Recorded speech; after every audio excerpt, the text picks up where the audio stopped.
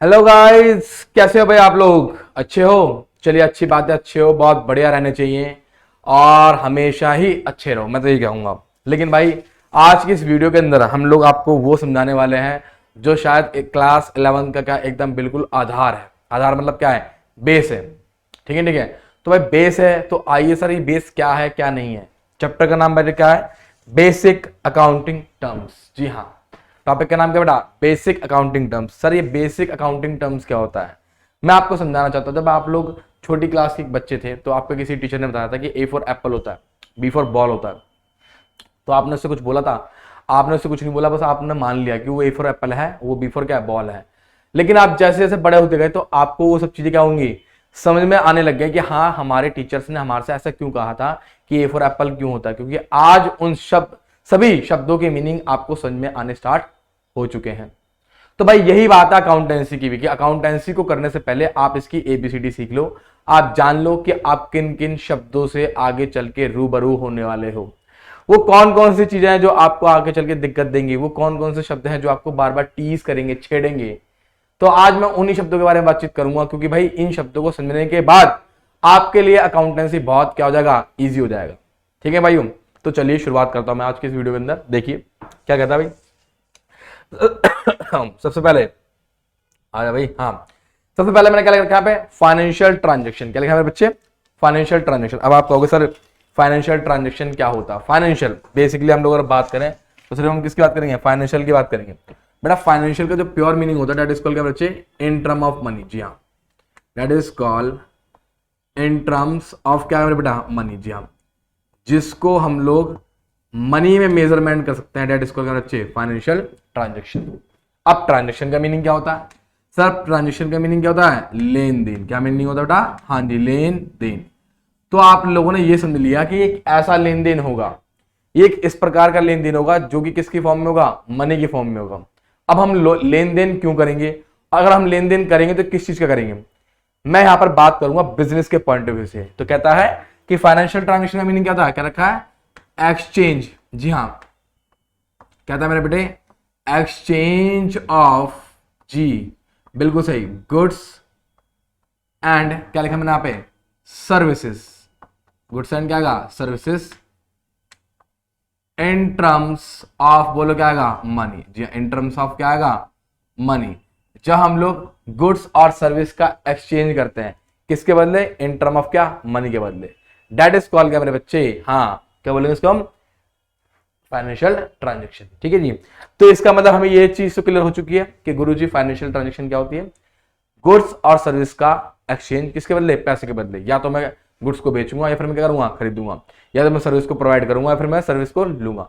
दोनों ही सूरतों में सर हम लोग क्या करेंगे? इन चीज का आदान प्रदान करेंगे। किस फॉर्म में? पैसे के फॉर्म में। तो इस ट्रांजेक्शन को हम क्या कहते हैं? फाइनेंशियल ट्रांजेक्शन कहते हैं। चलिए आगे आइए। आगे हम बात करेंगे सर क्या, एक वर्ड लिखा मैंने यहाँ पे, क्या? Business transaction. अब आपके दिमाग में आ रहा होगा कि बिजनेस ट्रांजेक्शन और फाइनेंशियल ट्रांजेक्शन में डिफरेंस क्या होता है। फाइनेंशियल ट्रांजेक्शन कोई भी कर सकता है, सुनना ध्यान से। मैं भी फाइनेंशियल ट्रांजेक्शन कर सकता हूं, आप भी कर सकते हो। अगर आप एक स्टेशनरी वाले के पास जाते हो और बोलते हो कि भैया 5 रुपए का पेन दे दो, तो उसने आपको जो पेन दिया और उस पेन के बदले आपने उसको क्या दे दिया? 5 रुपए दे दिए, तो इसको मैं क्या बोलूंगा? फाइनेंशियल ट्रांजेक्शन कहूंगा। लेकिन आपने वो पेन एक यूज करने के पर्पज से क्या करा है? परचेस किया है। तो जो पेन आपने यूज करने के पर्पज से परचेस किया है, ठीक है, ठीक है, उसको मैं बिजनेस ट्रांजेक्शन नहीं कहूंगा। बेसिकली फाइनेंशियल ट्रांजेक्शन तो हुआ पर बिजनेस नहीं हुआ, क्योंकि आप उस पेन को परचेस कर रहे हो, बिजनेस के पर्पज से परचेस नहीं कर रहे हो। अब हमारे सामने एक शब्द आया, ध्यान सुनना मेरी बात को। हमारे सामने शब्द कौन सा है? बिजनेस। क्या लिखा मैंने यहाँ पे? बिजनेस। अब आप सोचेंगे सर ये बिजनेस क्या होता है? मैं समझाता हूं। बिजनेस एक मेरे बच्चे क्या होती है? एक रेगुलर एक्टिविटी होती है। सुनना ध्यान से, एक कैसी एक्टिविटी होती है? रेगुलर एक्टिविटी होती है इन टर्म ऑफ मनी। ठीक है नहीं, इन टर्म्स ऑफ क्या आएगा? मनी, फॉर प्रॉफिट क्या आएगा? पर्पस। फॉर क्या? Profit purpose. जी हाँ, यानी कि अब आपको समझ में आ गया ये एक ऐसी एक्टिविटी है जो आप लोग रेगुलर बेसिस पे करते हो। अब रेगुलर बेसिस और इरेगुलर बेसिस क्या होते हैं?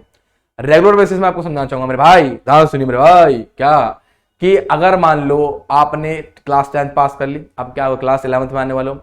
आप एक काम करोगे, क्या काम करोगे मेरे बच्चे, कि कहीं ना कहीं आप सारी चीजों को क्या करोगे बेटा, जो आपके रजिस्टर रजिस्टर बचे हुए पुरानी चीजें, जो भी आपकी कॉपी किताबें बची हुई हैं, मतलब किताब बुक्स तो नहीं, खैर आप मेनली बच्चा क्या करता है, रजिस्टर को बेचता है। जैसे मैं भी था, जब मैं क्लास 10 के अंदर था, तो जब मैं पास हुआ तो मैंने क्या करा, जो पुराने रजिस्टर थे ना वो सारे मैंने कबाड़ी वाले को बेच दिए। आज मैंने कबाड़ी वाले को सारे रजिस्टर बेच दिए, तो भाई क्या हुआ, उसने मुझे कुछ पैसे दिए, उसका मैंने गोला खा लिया।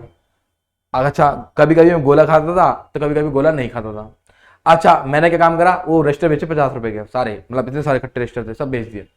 अब मेरे पास 50 रुपए आए, तो मैं अपनी मम्मी के पास गया, मैंने बोला मम्मी मम्मी देखो आज मैंने क्या करा, 50 रुपये का बिजनेस करा। तो मेरी मम्मी ना कॉमर्स साइड से पढ़ी हुई थी, उन्होंने मेरे रैपट मारा। अब मैं तो 10th क्लास में था, उन्होंने रैपट मारा, उन्हें समझाया बेटा बिजनेस नहीं है, ये एक फाइनेंशियल ट्रांजेक्शन है। मैंने मतलब, उन्होंने बोला तूने उसको सामान बेचा, मैंने कहा हाँ मैंने मम्मी बेचा। ठीक है, तेरे पास पैसे आए, कहा हाँ आए। क्या तू रोजाना सामान बेचता है, क्या तू रोजाना सामान कबाड़ी वाले को सामान बेचता है? मैंने कहा मम्मी नहीं, रोज रोज तो नहीं बेचता, मैं कभी कभी बेचता हूँ, और बल्कि मैं साल में एक बार ही बेचता हूँ। तो मम्मी ने मुझे ये समझाया कि बेटे आप लोग जो रेगुलर बेसिस पर एक्टिविटी करते हो प्रॉफिट के पर्पज से, दैट इज कॉल्ड मेरे बच्चे फाइनेंशियल ट्रांजेक्शन। ठीक है, ठीक है, प्रॉफिट के पर्पज से। अगर मान ले तेरे को बेचने पर प्रॉफिट हो भी रहा है, अगर किसी चीज को बेचने पर तुझे प्रॉफिट हो भी रहा है, लेकिन ये देखना पड़ेगा क्या वो प्रॉफिट तेरा वन टाइम प्रॉफिट है या फिर रेगुलर प्रॉफिट है। अगर रेगुलर हुआ तो बिजनेस कहलाएगा, और वन टाइम हुआ सिर्फ क्या कहलाएगा, वो फाइनेंशियल कहलाएगा। तो यहीं पर वाली बात बोली गई है कि बिजनेस ट्रांजेक्शन वो ट्रांजेक्शन होती है मेरे बच्चे, क्या रखा, it is a financial transaction और एन इकोनॉमिक इवेंट। ठीक है, एक इकोनॉमिक इवेंट है जो कि एक्सप्रेस होता है किसमें, इन टर्म ऑफ क्या, मनी, जिसको हम मनी की फॉर्म में एक्सप्रेस कर सकते हैं। ठीक है जी, which is brings in the change of the financial position of क्या, एन एंटरप्राइज, मतलब वो किसी एंटरप्राइज, किसी व्यवसाय के फाइनेंशियल पोजीशन में क्या लाएगा, चेंजेस लेके आएगा। अब तुम सोचोगे सर जी व्यवसाय के फाइनेंशियल पोजीशन में चेंजेस लाने का मतलब, समझो, आओ सीखो। मान लो मैंने 10 पेन खरीदे, ठीक है भाई, 10 पेन खरीदे मैंने, कितने के, 100 रुपए के। तो इसका मतलब क्या हो गया, 100 रुपए इसके। ठीक है, इसका मतलब ये हो गया गुरुजी कि मेरे को जो एक पेन है वो कितने का पड़ गया सर, मुझे पड़ गया वो 10 रुपए का। कितने का पड़ गया, 10 रुपए का। अब मैंने ये इस एक पेन को 10 रुपए के बजाय कितने में बेच दिया, 12 रुपए में बेच दिया। तो मेरे भाई मुझे प्रॉफिट कितने का हुआ, 2 रुपए का प्रॉफिट हुआ। तो भाई कहीं ना कहीं मेरी बात सुनो, खरीदने के बाद मैंने बेचा, तो इससे फर्क क्या पड़ा, इससे फर्क ये पड़ा कि मेरे को 2 रुपए का क्या हुआ, एक प्रॉफिट हो गया। प्रॉफिट हो गया, नहीं हो गया। अब इसका मतलब मेरी जो पोजीशन है वो 2 रुपए से क्या गई, और इंक्रीज हो गई। ये तो जर्नल टर्म हो गया 2 रुपए। तो भाई 200 करोड़ होता है, 2000 करोड़ होता है, और 2 लाख करोड़ भी होता है अंबानी अडानी जैसे लोगों के लिए। तो इसका मतलब सर जी ये हो गया कि बिजनेस ट्रांजेक्शन वो ट्रांजेक्शन होती है जिसके अंदर exchange of goods and service होगा, लेकिन सर ये साथ ही साथ एक ऐसा इकोनॉमिक इवेंट है जो कि बिजनेस की फाइनेंशियल पोजीशन को इफेक्ट करता है। फाइनेंशियल पोजीशन का मतलब क्या होता है, जो पैसे में हम जिसको माप सकते हैं। ठीक है, अच्छा ये जो जर्नली होता है किसके बदले होता है, एक्सचेंज ऑफ क्या, गुड्स एंड सर्विस कर ले। ठीक है, चाहे आपने गुड्स को परचेज किया हो या फिर आपने गुड्स को बेचा हो। और इसके अलावा और भी चीजें हो सकती हैं, मतलब ये नहीं कि खाली आप गुड्स को खरीद रहे बेच रही हो। भाई आप गुड्स को खरीद रहे हो तो आपके पास शोरूम होगा, आप उसके अंदर लोग काम कर रहे होंगे, क्या पता शोरूम आपका रेंट पे हो, तो आप अपने वर्कर्स को सैलरी पे कर रहे हो, रेंट दे रहे हो, डिविडेंड रिसीव कर रहे हो। ठीक है ना, लैंडिंग मतलब क्या, उधारी करना होता है। आप सोचोगे डिविडेंड क्या, तो डिविडेंड आने वाली क्लासेस के अंदर समझाऊंगा, फिलहाल अभी रोक के चलेंगे हम। ठीक है जी, तो हमें समझ में आ गया कि बिजनेस ट्रांजेक्शन क्या होता है। बिजनेस ट्रांजेक्शन वो ट्रांजेक्शन होती है जिसके हो जाने से बिजनेस की, एक एंटरप्राइज की फाइनेंशियल पोजीशन के ऊपर क्या पड़ता है, इंपैक्ट पड़ता है। तो चलो मेरे बच्चे अब हम बढ़ते हैं अपने किस पे, अगली बेसिक टर्म के ऊपर। देखिए नेक्स्ट, कैपिटल। कैपिटल में ताम झाम जो मैंने लिख रखा है, देखो ध्यान से मैं बताना चाहूंगा यहाँ पे। प्रोप्राइटरशिप का मतलब, प्रोप्राइटरशिप मतलब क्या हो गया, सोल प्रोप्राइटरशिप। क्या मतलब हो गया यहाँ पे, सोल प्रोप्राइटरशिप। ठीक है जी, जब मान लीजिए एक इंसान किसी बिजनेस को शुरू करना चाहता है, तो जब वो कुछ पैसा उस बिजनेस के अंदर लगाएगा, उस पैसे को मैं क्या बोलूंगा, कैपिटल कहूंगा। क्या बोलूंगा बेटा, कैपिटल कहूंगा। जी हाँ, तो कैपिटल का बेसिक मीनिंग क्या हो गया, amount which is invested by owner into the क्या, बिजनेस। क्या करना, amount which is invested by the owner into the क्या, बिजनेस, दैट इज कॉल्ड क्या मेरे बच्चे, कैपिटल। और ऐसा नहीं कि ऑनर एक ही हो सकता है, ऑनर पार्टनर भी हो सकते हैं। मतलब पार्टनरशिप बिजनेस की बात करें तो उसमें 2 या 2 से ज्यादा ऑनर हो सकते हैं, और हम सोल प्रोप्राइटरशिप की बात करें तो उसमें क्या होगा, केवल एक ही ऑनर होगा। ठीक है जी, ठीक है। ध्यान रखना, कैपिटल क्या होती है, वो पैसा जो मालिक कहां लगाता है, बिजनेस के अंदर लगाता है। लेकिन बिजनेस के अंदर लगाता है किस पर्पस से, बोलो सर। उसका जो मेन पर्पस होता है मेरे बेटे, ध्यान सुनना, जो उसका मेन पर्पस होता है सर कौन सा होता है, वो होता है मेरे बेटा प्रॉफिट पर्पस। क्या लिखा है मेरा, प्रॉफिट पर्पस। और इस बात को ध्यान सुनना, क्या, जब जब उसको प्रॉफिट होगा तो उसकी जो कैपिटल है वो क्या हो जाएगा मेरे बच्चे, इंक्रीज। लेकिन अगर इन केस उसको क्या हो गया, लॉस हो गया, तो उसकी कैपिटल मेरे बच्चे क्या हो जाएगी बताओ, डिक्रीज। क्या हो जाएगी, डिक्रीज। ठीक है ना, यानी कि प्रॉफिट के हो जाने से कैपिटल बढ़ जाती है और लॉस हो जाने से कैपिटल घट जाती है। अच्छा, इसका एक नाम और है, इसका नाम क्या है मेरे बेटे, इसका एक नाम और है, इसका नाम है मेरे बच्चे क्या, ऑनर इक्विटी। इसको हम क्या बोलेंगे, ऑनर इक्विटी कहेंगे। साथ ही साथ इसका एक नाम और है नेटवर्थ। क्या बोलेंगे इसे, नेटवर्थ। ठीक है, अब ये नेटवर्थ क्या होती है, मतलब नेटवर्थ का मतलब होता है वास्तव में कितना पैसा एक्चुअल में लगा हुआ है। तो इसको ना आप ऐसे हटाओ, ये थोड़ा गलत लिखा हुआ है, इसको ऐसे लिखेंगे, ऐसे लिखेंगे, that is capital equals to में क्या आएगा, टोटल असेट्स, ध्यान सुनना जी हाँ, माइनस के आउटसाइड लायबिलिटी। जी बिल्कुल सही, ठीक है मेरे भाई। तो हम लोग क्या करेंगे, जब हम लोग टोटल असेट्स में से किसको माइनस कर देंगे, तो आउटसाइड लायबिलिटी को माइनस कर देंगे, तो हमें क्या मिलेगा, जी हाँ बिल्कुल सही मेरे बच्चे, हमें मिलेगा कैपिटल। क्या मिलेगा बेटा, कैपिटल। तो कैपिटल समझ में आ गया। कैपिटल का दूसरा नाम क्या होता है, ऑनर इक्विटी। एक नाम और होता है दैट इज कॉल्ड क्या, नेटवर्थ। क्या बोलते हैं हम, नेटवर्थ भी कहेंगे। और नेटवर्थ को निकालने का फॉर्मूला क्या होगा मेरे बड़े, टोटल असेट्स माइनस क्या, outside liability, that is called बच्चे कैपिटल। ठीक है, इतनी सी बात का आप लोग स्क्रीनशॉट ले लो, छाप लो, फिर मैं आगे बढ़ता हूं। चलो जी अब आगे बढ़ो। नेक्स्ट बहुत प्यारी टर्म है जिसका नाम क्या है, ड्राइंग्स। क्या बोलते हैं इसको हम लोग, ड्राइंग्स कहेंगे। तो भाई बहनों भाइयों, ड्राइंग्स क्या होती है सर, सिंपल सी बताऊंगा मैं तुम्हें। एक छोटी सी कहानी सुनाना चाहता हूं, छोटी सी कहानी। वो कहानी क्या है, सुनो ध्यान से। कहानी वो कुछ इस प्रकार की है कि एक बनिए की दुकान है, राशन की दुकान। ठीक है, आटा दाल चावल चीनी तेल सब बेचता है वो। अब ऐसा तो है नहीं कि वो बेच रहा है तो उसके घर में यूज नहीं होता, उसके घर में भी यूज होता है। लेकिन एक बात बताओ, खुद की दाल चावल आटे की दुकान है तो क्या वो बनिया किसी बाहर से खरीदेगा, नहीं खरीदेगा ना। इसका मतलब यह है कि जब वो अपने दुकान पर सामान बेचने के लिए लेके आएगा तो उसमें से कुछ सामान वो अपने घर पे भी बेच देगा। ठीक है, नहीं क्या, चलिए अब आगे सुनिए। अब एक दिन क्या हुआ, वो बनिया अपनी दुकान पे बैठा हुआ था, और बैठा हुआ था तो क्या हुआ मेरे बच्चे, कि उसका बेटा आता है, कहता डैडी डैडी मुझे 100 रुपये चाहिए। कह रहा क्यों, डैडी मुझे ना रजिस्टर लेके आना है। रजिस्टर लेके आना, कह रहा हाँ डैडी रजिस्टर लेके आना। कह रहा कितना रजिस्टर लाना है, कह रहा डैडी 4 रजिस्टर लेके आना है, 25-25 वाले। तो डैडी कहते चलो ठीक है मेरे बेटे। कह रहा मम्मी से पैसे ले लेता। कह रहा डैडी मम्मी घर पे नहीं है, मम्मी तो गई बाजार, आप दे दो मुझे। तो फिर डैडी ने क्या काम करा, जो दुकान का गल्ला था उसे खोला, उसमें से 100 रुपये निकाल के उसको दे दिए। अब आप दिमाग में सोचो एक बात, क्या वो 100 रुपये वास्तव में उस बच्चे के लिए थे, नहीं। वो पैसा किसका था, उसके बिजनेस का, उसकी दुकान का पैसा था। लेकिन उसने वो पैसा किसे दे दिया, अपने बच्चे को दे दिया। किसके लिए, रजिस्टर खरीदने के लिए। यानी कि इसका मतलब ये हो गया कि कोई भी पैसा अगर ऑनर अपने पर्सनल यूज के लिए निकालता है, किसमें से, बिजनेस में से, या फिर कोई भी वस्तु, जैसे कि उसने क्या काम करा था, उसने दाल चावल आटा चीनी जो खरीदा दुकान के लिए खरीदा, साथ ही साथ उसने उसमें से कुछ कहां भेज दिया, अपने घर पे भेज दिया। तो जो सामान उसने दुकान में से अपने घर भेज दिया उसको हम क्या बोलेंगे, ड्राइंग्स। क्या बोलेंगे, ड्राइंग्स। यानी कि अमाउंट और thing which is used by क्या, प्रोप्राइटर। ठीक है, for the personal purpose, that is called बच्चे ड्राइंग्स। उसको हम क्या बोलेंगे, ड्राइंग्स कहेंगे। और ड्राइंग्स मेरे बेटे ध्यान सुनना, ड्राइंग्स क्या होता है, वो कहीं ना कहीं कैपिटल को क्या करेगा, डिक्रीज करेगा। क्या करेगा बेटा, डिक्रीज करेगा। और डिक्रीज इसलिए करेगा क्योंकि ऑनर जो होता है वो अपनी कैपिटल के अगेंस्ट में पैसा निकालता है। हाँ, अपने कैपिटल के अगेंस्ट में पैसा निकालता है।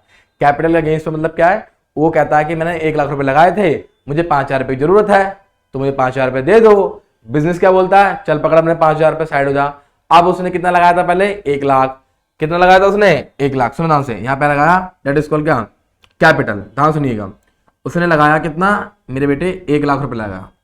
अब 1 लाख लगाने के बाद उसने क्या काम करा कि सर उसने, मान लीजिए उसने क्या निकाल लिया, ड्राइंग्स निकाल लिया। तो उसने जो ड्राइंग्स निकाल लिया दैट इज कितने, 5,000 की निकाल ली। तो अब उसके पास कितना बचा, 95,000।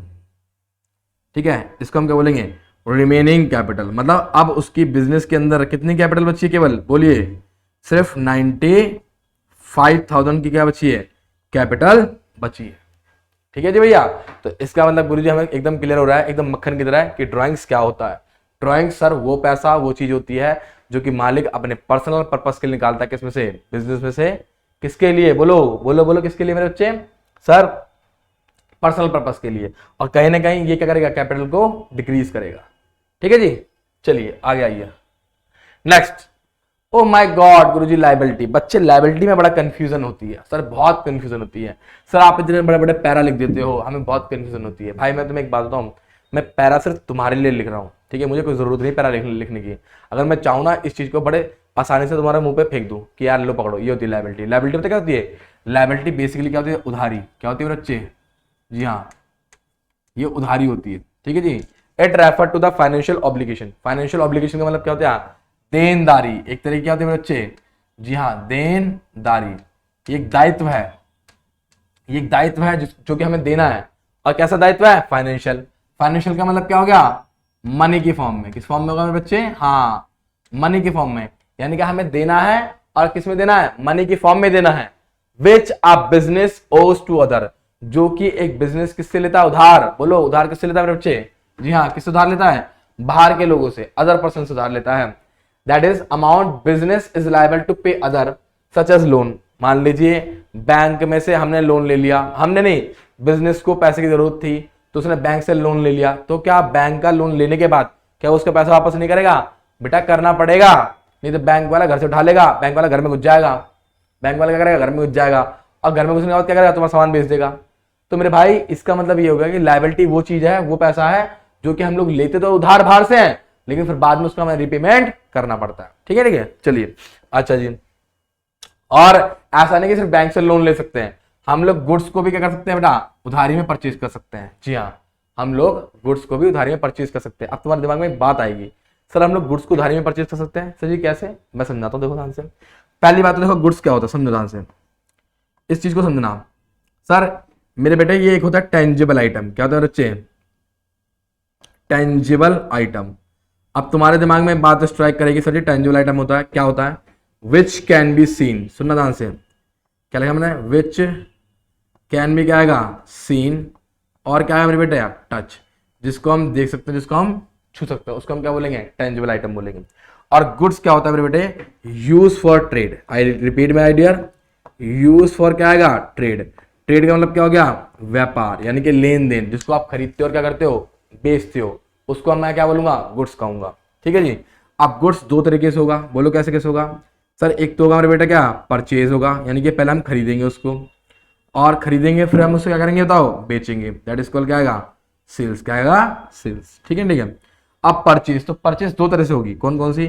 एक होगी मेरे भाई क्या? Cash purchase. और एक मेरे भाई कौन सी होगी? Credit purchase. अब कैश परचेज का मीनिंग क्या हो गया? मैं समझाता हूं आपको। कैश परचेज का मीनिंग होता है कि जैसे मैंने अभी आपको बताया था कि आप स्टेशनरी की दुकान पर गए और आपने उनको बोला भैया मुझे एक पेन दे दो, तो उसने आपको क्या दिया? एक पेन दे दिया 5 रुपए का, आपने खरीद लिया। तो आपने ऑन द स्पॉट क्या कर दी? उस पेन की पेमेंट कर दी। इसका मैं क्या बोलूंगा? Cash purchase. लेकिन अगर आप उस स्टेशनरी वाले के पास जाते, सुनना ध्यान से, आप उस स्टेशनरी वाले के पास जाते और बोलते पेन वाले भैया मुझे पेन दे दो, मैं पैसा आपके बाद में दे दूंगा, तो आपने परचेज तो किया, लेकिन कैसे किया है? उधारी में। कैसे किया है? उधारी में। और जिससे भी हम, टू होम, ध्यान सुनना मेरी बात को, to whom goods purchase, purchasing क्या आएगा? क्रेडिट। क्रेडिट इज कॉल्ड क्या आएगा मेरे बच्चे? सप्लायर। क्या कहलाएगा इसे? जी हाँ, सप्लायर। और क्या बोलेंगे उसको हम? क्रेडिटर कहेंगे। क्या कहेंगे? हाँ जी हाँ, क्रेडिटर्स। ठीक है, ठीक है। तो इतना बात समझ में आ गया हमें सर जी, क्या कि जिस इंसान से हम लोग माल उधारी में खरीदते हैं उसको हम लोग क्या बोलते हैं? क्रेडिटर कहते हैं। क्या कहते हैं उसको हम लोग? क्रेडिटर कहते हैं। ठीक है, ठीक है, चलिए। और क्रेडिटर क्या होता है? हमारी लायबिलिटी। क्योंकि माना कि मैंने उससे खरीद तो लिया, माना कि मैंने उससे खरीद तो लिया है उधारी में, लेकिन पैसा तो दूंगा ना। तो जिस किसी का भी मुझे बोझा उतारना है वो मेरे लिए क्या है? लायबिलिटी है। अच्छा, सेल्स भी इसी तरह से होती है। सेल्स भी कैसे होती है सर? एक होती है कैश सेल्स और एक क्या होती है? Credit sales. आप ध्यान सुनना मेरी बात को। उस दुकानदार ने क्या करा? दुकानदार छोड़ो, मान लो मैं बिजनेस कर रहा हूँ, मेरी स्टेशनरी की दुकान है, मेरे पास एक बच्चा आता, वो कहता है गुरुजी हाँ गुरुजी मुझे, गुरुजी नहीं अंकल जी, अब तो मुझे अंकल जी बोलेगा, यही उम्र होगी मेरी, अंकल जी मुझे 5 रुपए का पेन दे दो। मैं उसको पेन दे दिया 5 रुपए का। अब उसने मुझसे खरीदा और उसने मुझे क्या दिए, पैसे दे दिए। तो मैंने सामान बेचा ना, और जब मैंने सामान बेचा तो मुझे क्या मिला, कैश मिला। तो दैट इज कॉल्ड क्या मेरे बच्चे, कैश सेल्स। लेकिन वो बच्चे ने अगर मान लो मुझे पैसे नहीं दिए होते और मुझसे बोलता अंकल जी मैं आपको बाद में पैसे दे दूंगा, उसको मैं क्या बोलता, क्रेडिट सेल्स। क्या बोलता उसको, क्रेडिट सेल्स। तो क्रेडिट सेल्स का बेसिक मीनिंग क्या हो गया, टू होम, जी हाँ, to whom goods sold in क्या आएगा, क्रेडिट इज कॉल्ड क्या आएगा, डेटर। ठीक है, क्या कहलाएगा, डेटर। जी हाँ, डेटर कौन होता है, डेटर वो लोग होते हैं जिनसे हमें पैसा लेना होता है और जिनको हम माल क्या करते हैं, उधारी में बेचते हैं। डेट इज कॉल्ड क्या मेरे बच्चे, डेटर्स। इसको हम कहेंगे डेटर्स कहेंगे। ठीक है जी। तो लायबिलिटी का मैं बात कर रहा था, तो लायबिलिटी में समझा दिया। अब देखो, अब तुम्हें पूरा प्रॉपर समझ में आ जाएगा। तो भाई लायबिलिटी क्या होता है, लायबिलिटी वो होता है जो हम लोग बाहर से उधार लेते हैं अलग लोगों से और हमें उनका पैसा वापस करना पड़ता है। ये लायबिलिटी चाहे बैंक से हो सकती है या फिर मैंने कोई गुड्स या सर्विस लिया उधारी में, वैसी हो सकती है। और लायबिलिटी को हम क्लासिफाई भी कर सकते हैं, कैसे कैसे, इंटरनल लायबिलिटी के रूप में और कैसे, एक्सटर्नल लायबिलिटी के रूप में। ठीक है नहीं, liability can be classified also का इंटरनल लायबिलिटी और क्या, एक्सटर्नल लायबिलिटी। अच्छा जी, अब इंटरनल लायबिलिटी क्या होती है, जब एक बिजनेस अपने ही काम करने वाले लोगों से, आई रिपीट माय डियर, जब एक बिजनेस अपने यहाँ पर मतलब अपने बिजनेस के अंदर के लोगों से उधार लेता है पैसा। जी हाँ, एक बिजनेस ऐसा कर सकता है। अगर मान लीजिए एक बिजनेस की हालत टाइट है तो एक बिजनेस अपने ही काम करने वाले कर्मचारियों से, मैनेजर से, शेयर होल्डर से पैसा ले सकता है, उसको हम क्या बोलेंगे, इंटरनल लायबिलिटी कहेंगे। और कहीं ना कहीं जो कैपिटल होती है वो भी क्या होती है, एक इंटरनल लायबिलिटी होती है। पूछो क्यों, बोला ना क्यों, क्योंकि मेरे बेटे ऑनर भी क्या होता है, बिजनेस के अंदर का ही एक पर क्या होता है, पर्सन होता है। अच्छा जी, उसके बाद बताओ, उसके बाद सुनना मेरे भाई ध्यान सुनो। सर एक्सटर्नल लायबिलिटी क्या होती है, जब मैं, यानी कि मैं मतलब क्या, बिजनेस, जब भी बोलूं ना जब मैं किसी आउटसाइड पर्सन से, अपने बिजनेस के अलावा किसी और इंसान से, जैसे बैंक से, किसी साहूकार से, किसी जमींदार से पैसा उधार लूंगा, उसको मैं क्या लूंगा, एक्सटर्नल लायबिलिटी कहूंगा। ठीक है मेरे बच्चे, तो चलिए आई होप आपको लायबिलिटी क्लियर होगा। इसका स्क्रीनशॉट ले लो फटाफट से, आगे बढ़ते हैं। नेक्स्ट लीजिए, लायबिलिटी को अब क्या करें, हम क्लासिफाई करेंगे। और लायबिलिटी जो क्लासिफाई हो रही है ना, इस समय हो रही है मेरे बच्चे क्या, टाइम बेसिस पर। किस पर हो रही है, हाँ टाइम बेसिस पर।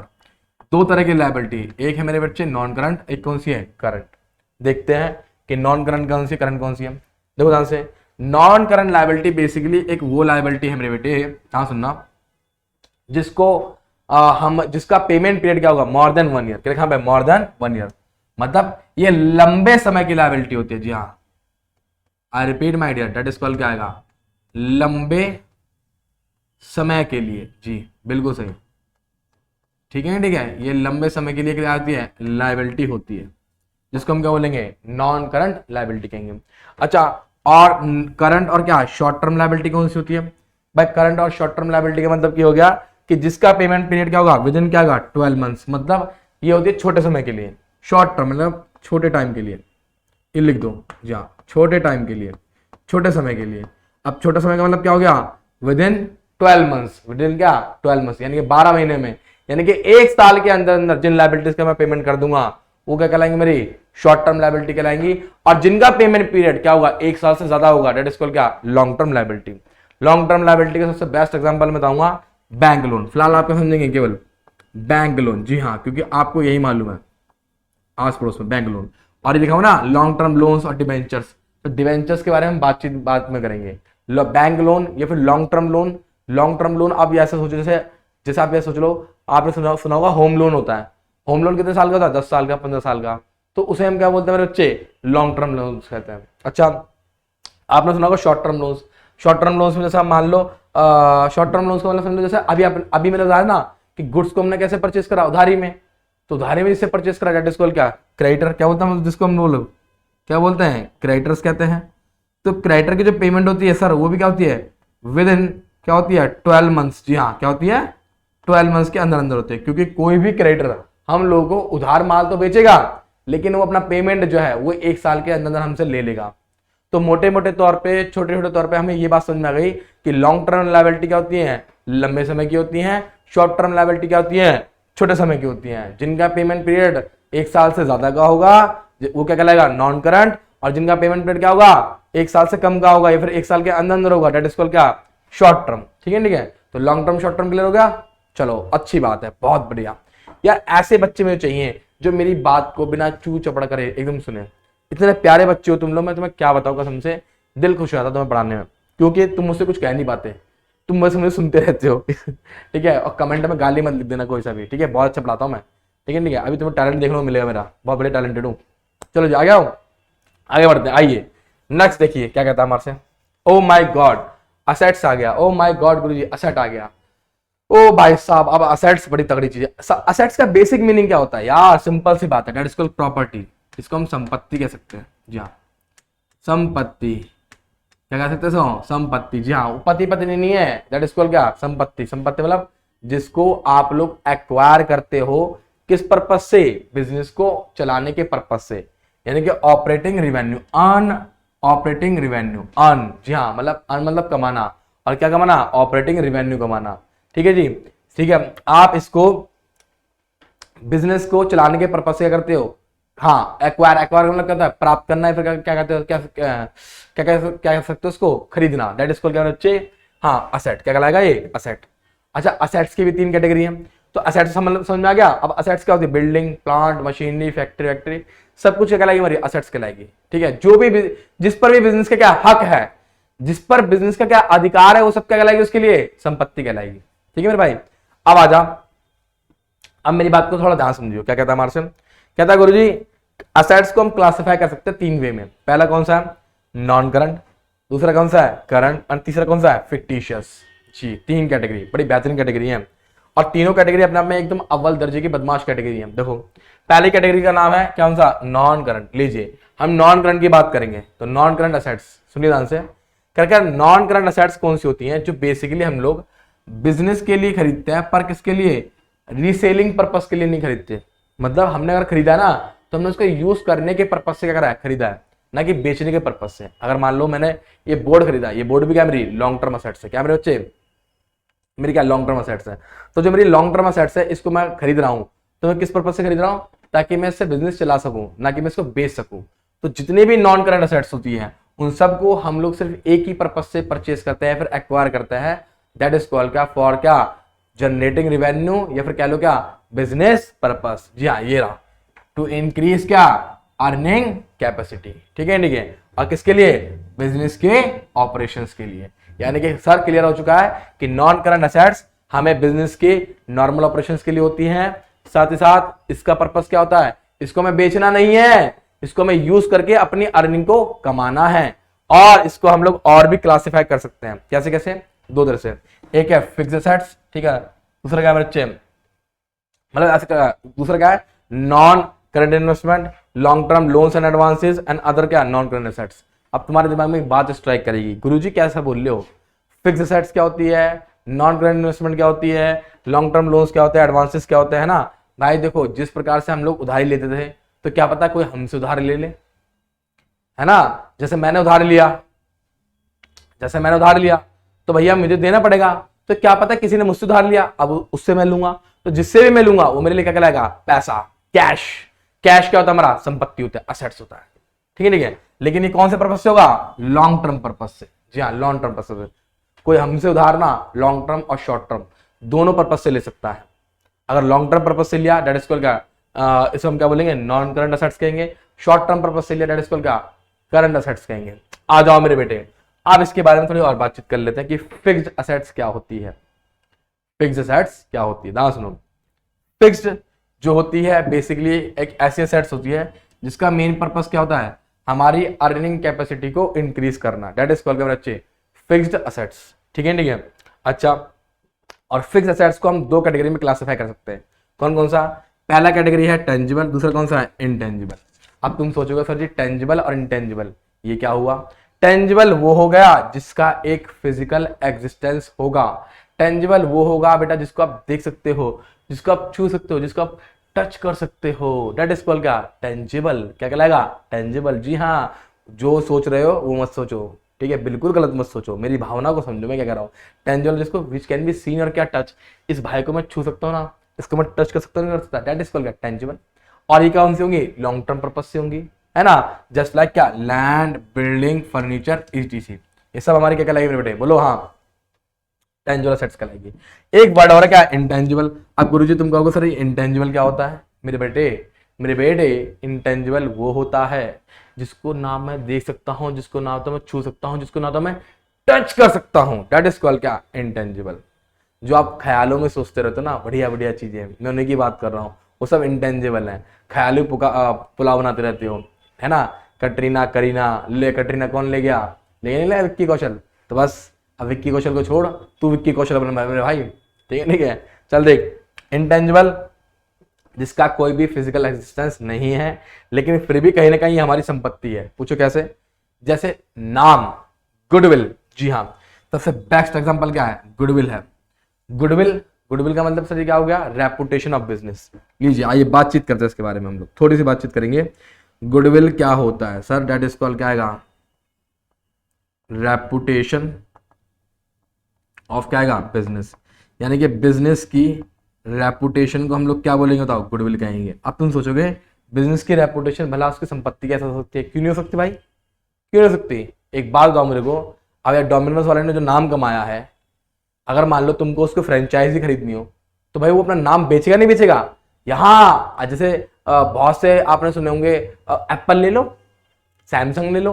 अगर तुम्हें सैमसंग का शोरूम खरीदना है, सॉरी खरीदना कर रहा हूँ, खोलना है, तो आपको उसकी फ्रेंचाइजी खरीदनी पड़ेगी। मैकडी ओपन हो रहा है, मैकडी स्विट्जरलैंड का है, स्विट्जरलैंड का मैकडी का यहीं चल रहा है। अब क्या स्विट्जरलैंड वाले लोग काम कर रहे हैं, हमारे लोगों ने क्या करा, सिर्फ वहां के लिए फ्रेंचाइजी को परचेस किया, और आज की डेट में इंडिया के बहुत सारे हजारों लोगों का मिल रहा है, रोजगार मिल रहा है। तो इसका मतलब ये हो गया, कहीं ना कहीं हम लोग नाम परचेस करते हैं, और नाम क्या होता है, किसी की गुडविल होती है। और नाम, जब वो अपना नाम बेच पा रहा है तभी तो कैश में कन्वर्ट हो पा रहा है। इसीलिए यहाँ पे देखो क्या लिखा हुआ है कि assets which do not have the physical existence and can not be seen और क्या टच आर टर्म्ड एज क्या, इंटेंजिबल असेट्स, ठीक है। और इसको हम रीसेल कर सकते हैं, मतलब इसको सर रीसेल नहीं, इसको हम रिलीज कर सकते हैं, रिलीज मतलब इसको हम बेच सकते हैं। कैन बी सोल्ड, जी हाँ, कैन बी सोल्ड। और कैन बी सोल्ड का मतलब ये हो गया, ऐसा नहीं कि जब मर्जी बेच देंगे, जब बिजनेस को लगेगा कि उसकी हालत बहुत टाइट है, उसकी एसएससी हो रही है, तब वो कहीं ना कहीं इस संपत्ति को बेचने की कोशिश करेगा, अदरवाइज वो बेसिस नहीं करता, ठीक है, ठीक है। अच्छा एक शब्द और लिखा हुआ आपके सामने, क्या, पेटेंट्स। चलिए पेटेंट्स के बारे में बातचीत कर लेते हैं। मुझे मालूम है तुम बाद में कहोगे गुरुजी आपने पेटेंट्स नहीं बताया। भाई साहब पेटेंट्स सुन लो ना, पेटेंट्स क्या होता है, पेटेंट्स बेसिकली होता है जैसे दैट इज कॉल्ड क्या आएगा, इन्वेंशन पैटर्न कह लो, इन्वेंशन क्या कह लो, इन्वेंशन रजिस्ट्रेशन। हाँ इसको आप ऐसे कर सकते हो, इन्वेंशन क्या, रजिस्ट्रेशन। इन्वेंशन रजिस्ट्रेशन का मतलब क्या हो गया, इन्वेंशन रजिस्ट्रेशन का मतलब मेरे भाई ये हो गया कि जैसे मान लो किसी ने कोई चीज बनाई है, एक नई चीज बनाई है। अब किसी ने इस बोर्ड को बनाया तो होगा, इलेक्ट्रिक बोर्ड को, किसी ने कैमरा तो बनाया होगा, किसी ने टीवी तो बनाया होगा। तो जिस इंसान ने टीवी बनाया, कैमरा बनाया, वैक्सीन बनाई, कोई दवाई बनाई, कुछ बनाया, एक ऐसी चीज बनाई जो पहले नहीं थी परंतु अब है, तो वो उसका रजिस्ट्रेशन करवाता है। तो उस रजिस्ट्रेशन को हम क्या बोलते हैं, पेटेंट्स कहते हैं। क्या कहते हैं बेटा, पेटेंट्स कहते हैं, ठीक है, ठीक है। तो पेटेंट्स मेरे बच्चे क्या होते हैं, पेटेंट्स वो होते हैं कि जो लोग, हम लोग नई चीजों को इन्वेंट करते हैं, और इन्वेंट करने के बाद उसको मार्केट में बेचने जाते हैं। तो बेचने से पहले हम उसका जो इन्वेंशन का जो तरीका है उसको हम लोग क्या करवाते हैं, रजिस्ट्रेशन करवा लेते हैं, ताकि कोई और इंसान हमारे प्रोडक्ट को कॉपी करके ना बेच पाए। हाँ इसीलिए तो इसको पेटेंट्स को हम क्या बोलते हैं, संपत्ति कहते हैं, क्योंकि रजिस्ट्रेशन करवा लिया, अब उस इन्वेंशन पर सिर्फ और सिर्फ मेरा अधिकार होगा। जी हाँ, वो सिर्फ मेरी होगी और मैं उसका रहूंगा, मैं उसको बेच दूंगा। बेचने का मतलब उसको बेच दूंगा, मतलब सामान बेच दूंगा भाई, ठीक है। तो पेटेंट्स क्या होता है जी, इन्वेंशन का रजिस्ट्रेशन करवाना, ठीक है जी। चलिए आइए नाउ नेक्स्ट आगे बढ़ते हैं। Oh my Guruji, oh my Guruji, non current assets क्या कहला मैंने, करंट असेट्स। अब तुम्हारे दिमाग में बात चलेगी करंट असेट्स क्या होता है ना। करंट असेट्स क्या होता है भाई, करंट असेट्स वो असेट्स होती है जिसको मैं कन्वर्ट कर सकता हूं विद इन क्या, विद इन 1 ईयर क्या, कैश में। जिस संपत्ति को मैं कैश में कन्वर्ट कर दूंगा 1 साल के अंदर अंदर, उसको मैं क्या बोलूंगा मेरे बड़े बोलो क्या बोलूंगा, करंट असेट्स कहूंगा। और इसको स्क्रीनशॉट ले लो क्योंकि मैं आपको समझाता हूं क्या है ये current assets. Just like debtors, ठीक है, स्टॉक्स है ना। अब मैं डेटर स्टॉक की बात करूंगा। डेटर स्टॉक क्या हुआ, डेटर्स वो लोग होते हैं जिनको हम माल किसमें बेचते हैं, उधारी में बेचते हैं, क्रेडिट सेल में बेचते हैं। और एक बात बताओ, मैं क्या माल बेचकर 1 साल तक के लिए शांत बैठ जाऊंगा, बिल्कुल नहीं भाई। मैं अपना पैसा वसूल करूंगा और 1 साल के अंदर अंदर वसूल करूंगा। डेट इज कॉल्ड क्या मेरे बच्चे, हाँ डेटर्स। और जिससे भी मैं पैसा 1 साल के अंदर वसूल लूंगा, जिसको भी मैं 1 साल के अंदर कैश में कन्वर्ट कर लूंगा, वो क्या कहलाएगी मेरी, बोलो करंट असेट्स कहलाएगी।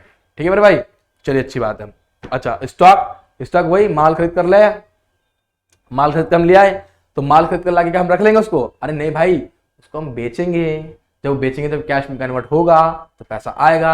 अब ऐसा तो है नहीं कि माल आज खरीद लिया और 4 साल के बाद उसमें माल बेचूंगा, बिल्कुल नहीं, उसको मैं क्या करूंगा, अभी बेचूंगा ऑन द स्पॉट। ठीक है ठीक है।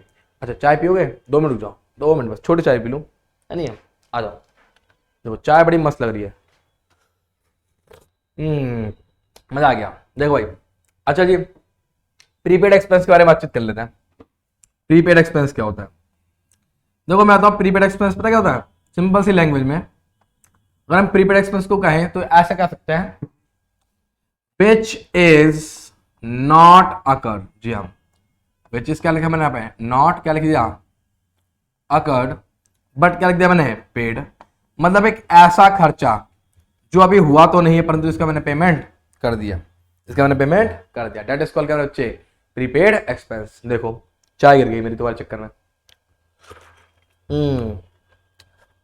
रुक जाओ।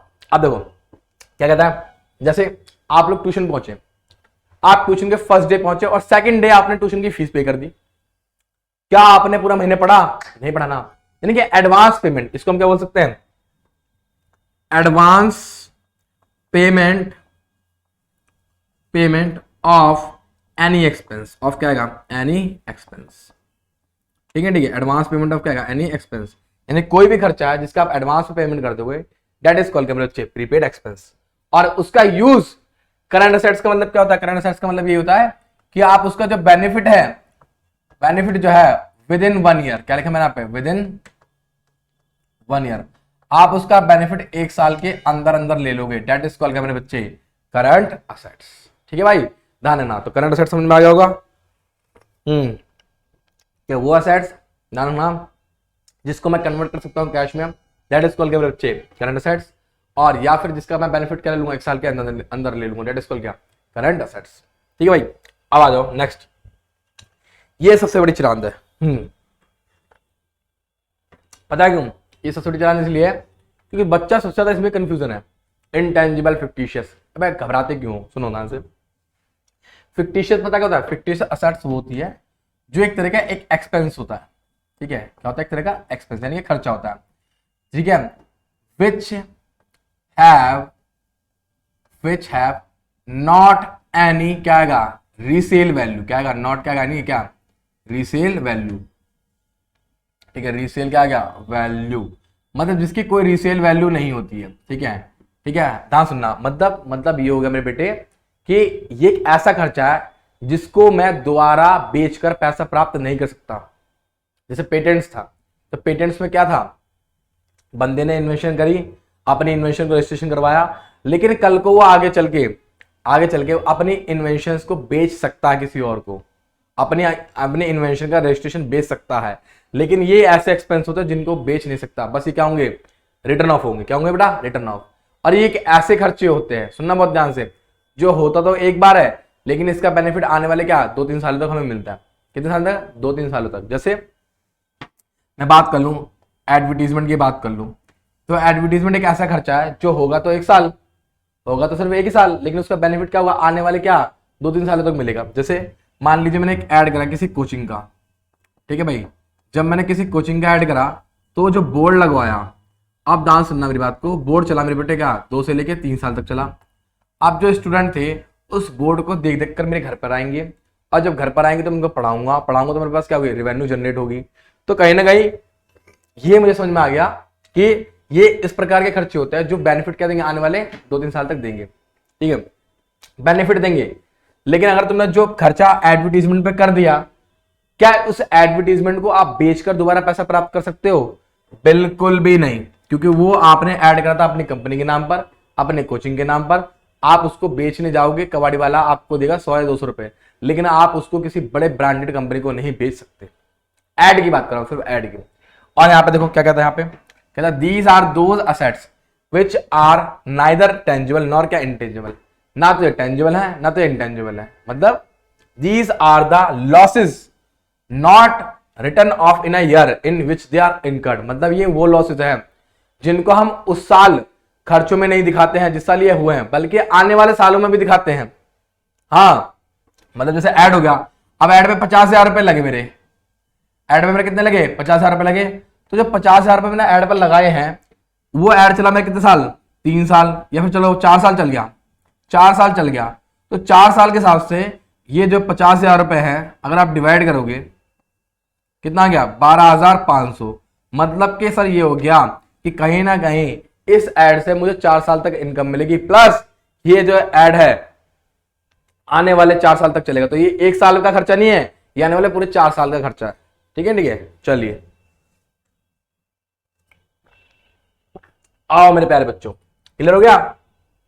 फिक्टिशियस क्या होता है, नॉट टेंजिबल और नॉट क्या इंटेंजिबल, ना तो टेंजिबल है ना तो इंटेंजिबल है, बट ये एक ऐसा लॉस है जिस साल ये हुआ है उसके अलावा आने वाले 1 साल से ज्यादा क्या देगा, बेनिफिट देगा। तो उसको मैं 1 साल से ज्यादा क्या करेंगे बोलो, हाँ जी हाँ, रिटर्न ऑफ करेंगे। और उसके एग्जांपल और भी है, बोलो क्या, जैसे प्रीलिमिनरी एक्सपेंसेस। अब तुम्हारे दिमाग में सर ये प्रीलिमिनरी एक्सपेंसेस क्या होते हैं। प्रीलिमिनरी एक्सपेंसेस वो एक्सपेंसेस होते हैं मेरे बेटे जब बिजनेस स्टार्ट होता है तो कुछ स्टार्टिंग के खर्चे होते हैं, उसको हम क्या बोलते हैं, प्रीलिमिनरी एक्सपेंसेस बोलते हैं। ठीक है, ठीक है, चलिए तो ये हमारा क्या हो गया, फिक्टिशियस हो गया। अब आगे आओ, अब आगे देखते हैं भाई साहब। ओ माय गॉड, लो जी लो, स्लाइड एंड हो गई। स्लाइड क्या हो गई, एंड हो गई, एकदम गेम खत्म, गेम ओवर। लेकिन टेंशन मत दो, मैं आपको अभी और भी कुछ बताने वाला हूँ। ठीक है, तब तक के लिए जो मैंने काम करा उसको नोट डाउन करो। मिलता हूँ मैं तुम्हें अभी क्या नेक्स्ट क्लास में। होप आप सभी लोगों को ये वीडियो बहुत पसंद आई होगी। तो अगर आप लोग भी क्लास 11th और 12th में एक अच्छी पढ़ाई चाहते हैं, एक अच्छा कोर्स चाहते हैं और हमारे साथ जुड़ करके हमारे यानी कि टीम केल्विन के जो भी फैकल्टीज हैं उन सभी के साथ अपने सपनों को पूरा करना चाहते हैं, तो बच्चों मैं आप सभी लोगों को बता दूं, डिस्क्रिप्शन में आप लोगों को फॉर्म दे रखा है, फॉर्म को फिल कर दीजिए। आप लोग अभी के अभी कोई सा भी कोर्स आप परचेज करें, चाहे आप आर्ट्स में जाएं, कॉमर्स में जाएं या फिर बच्चों आप साइंस में जाएं, 3 से 4 हज़ार ही पूरे साल की फीस होने वाली है और सारे सब्जेक्ट्स उसमें पढ़ाए जाएंगे।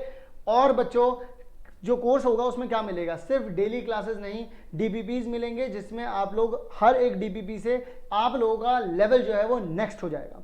इसके बाद मैं आप लोगों को बता दूं, आप लोगों को डाउट इंजन में मिलेगा। आप लोग अपने जो भी प्रॉब्लम्स होंगे उनकी फोटोज क्लिक करके डालेंगे और आपको उसके आंसर्स वीडियो सॉल्यूशंस मिल जाएंगे। सो इंतजार किस बात का है, अभी के अभी बच्चों फॉर्म को फिल कर दीजिए। मिलते हैं आप सभी लोगों से क्लास 11th के इस कोर्स में।